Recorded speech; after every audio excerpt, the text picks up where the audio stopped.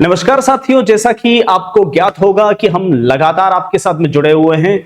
इस वीडियो के जरिए आज हम डिस्कस करेंगे कि वास्तव में भारत के अंदर और स्पेशली हमारे राजस्थान के ऊपर जो लगातार अरब आक्रमण हुए अर्थात मुस्लिम आक्रमण हुए, तो उन मुस्लिम आक्रमणों के पीछे की वजह क्या थी और आखिरकार इस मुस्लिम आक्रमण के पीछे कॉन्सेप्ट क्या है, क्यों हुए, क्या होता है ये जिहाद, क्या होता है ये गजवा हिंद, क्या होता है ये गाजी, क्या होता है ये काफिर, क्या होता है ये जिम्मी, क्या होता है ये मुस्लिम आक्रमणकारियों का कॉन्सेप्ट।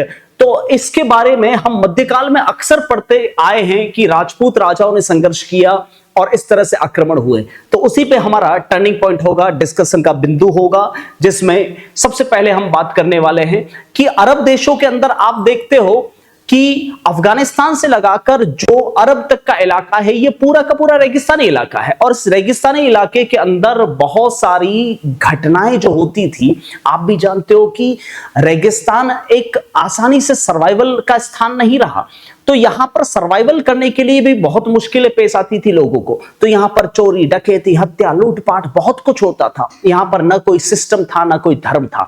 तो यहीं पर सबसे पहले इस्लाम की मान्यताओं के अनुसार हजरत मोहम्मद मुस्तफा सल्लल्लाहु अलैहि वसल्लम, जिन्हें आप हजरत मोहम्मद साहिब या प्रॉफिट मोहम्मद साहब कहते हैं, जो इस्लाम के अंतिम नबी माने जाते हैं, जो है अरब की धरती पर प्रकट हुए थे।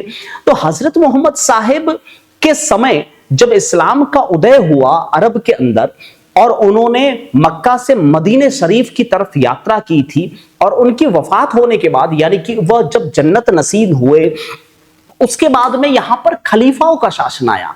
तो खलीफाओं ने, और जो इस्लाम की मान्यताओं के अनुसार जो इस्लाम, देखिए एक शब्द आता है यहां पर इस्लाम, सबसे पहले उस पर हम प्रकाश डालना चाहेंगे। इस्लाम का मतलब है कि अल्लाह की राह में कुर्बान होना, और मुसलमान का अर्थ होता है मुसलमान, जो ईमानदार हैं, जो ईमान का पक्का है, वही सच्चे अर्थों में मुसलमान है। यानी कि जो ईमानदार नहीं, बेईमान है, वो मुसलमान नहीं हो सकता। दीन ईमान इसलिए कहा जाता है। तो हजरत मोहम्मद मुस्तफा सल्लल्लाहु अलैहि वसल्लम यानी हजरत मोहम्मद साहब के जन्नत नसीब होने के बाद में जब उनकी वफात हुई, तो उसके बाद में जो खलीफा पद का सृजन हुआ, जिसमें सबसे पहले खलीफा थे हजरत अली अबू बकर साहिब। हजरत अली अबू बकर साहिब ने ही वो जो कुरान शरीफ है, जो कुरान पाक है, जो फरिश्ते जिब्राइल के माध्यम से हजरत मोहम्मद साहब को जो रमजान के पाक महीने पर सुनाई गई थी, उसी कुरान पाक के अंदर जो है वह खलीफा सबसे पहले हजरत अली अबू बकर साहिब, जो बगदादी खलीफा थे, उन्होंने इसके अंदर शरीयत शराय कानून डलवाया। उसके बाद में जो खलीफा बने, उसमें खलीफाओं में लगभग 4 खलीफा जो प्रारंभिक थे, उनका उद्देश्य सिर्फ धार्मिक था। लेकिन उसके बाद में जो चौथे खलीफा बने, उनके बाद में जो खलीफा हुए, 5वें, 6ठे, 7वें, जो भी खलीफा बने, उनका उद्देश्य राजनीतिक होता गया। और राजनीति जब धर्म में घुस जाती है, तो कहीं ना कहीं वह धर्म के लिए या राजनीति के लिए, दोनों के लिए नुकसानदेह साबित होती हैं।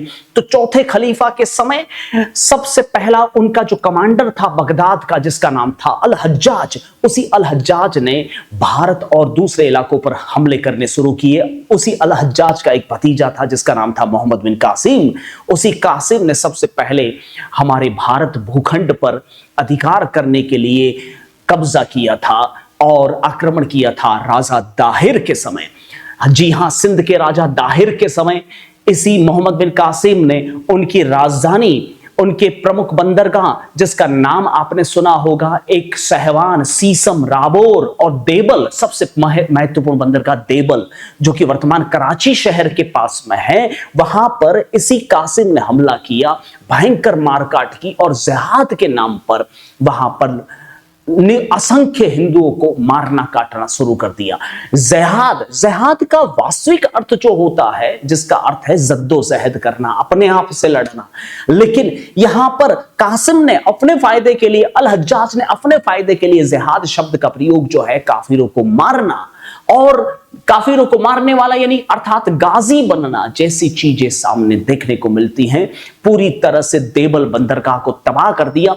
आप देख रहे हो देवल बंदरगाह जो कि कराची के शहर के पास में एक बहुत ही समृद्ध बंदरगाह हुआ करता था, और इस देवल के अलावा एक और वेरावल सोमनाथ में भी आप देख सकते हो, यहां पर स्क्रीन पर आपको दिखाई दे रहा होगा कि सोमनाथ का जो बंदरगाह है वहां पर भी वेरावल के ऊपर भी लगातार हमले हुए थे, जिसमें सबसे प्रसिद्ध जो हमला था वह महमूद गजनवी का था।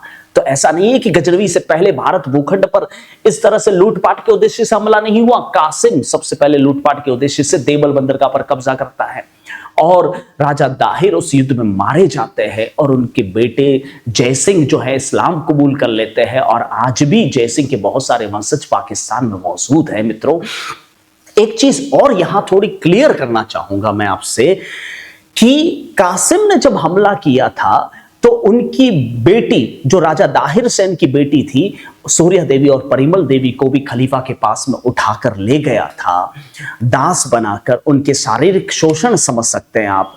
तो कासिम से सूर्या देवी और परिमल देवी ने बदला भी लिया था। वहां जाकर खलीफा को इस वीरांगना छोरियों ने, सूर्या देवी और परिमल देवी ने कहा कि खलीफा आपके पास में ये आपका जो कासिम गुलाम है हमें लाने से पहले हमारा शारीरिक शोषण अपने हरम में कर चुका है। तो खलीफा ने आदेश दिया कि इस नमक हराम कासिम को खाल उतार के इसको बैल के चमड़े में लपेटो और इसके पकोड़े तलो। इसको वहां मारा गया। बाद में सूर्या देवी और परिमल देवी ने तालियां बजाते हुए कहा कि हम तो वी आर जस्ट किडिंग, हम तो मजाक कर रही थी, हमने बदला ले लिया है। तो ऐसे घटनाक्रमों के साथ आप लगातार जुड़ते रह सकते हैं। और कासिम का ये अकेला हमला नहीं है। जी हां, कासिम ने और भी हमले किए थे, और कासिम के बाद में भारत भूखंड पर हमले किस किस ने किए थे, राजस्थान पर हमले किसने किए थे, जानने के लिए हम अगले एपिसोड में दोबारा आपसे मिलने वाले हैं। धन्यवाद।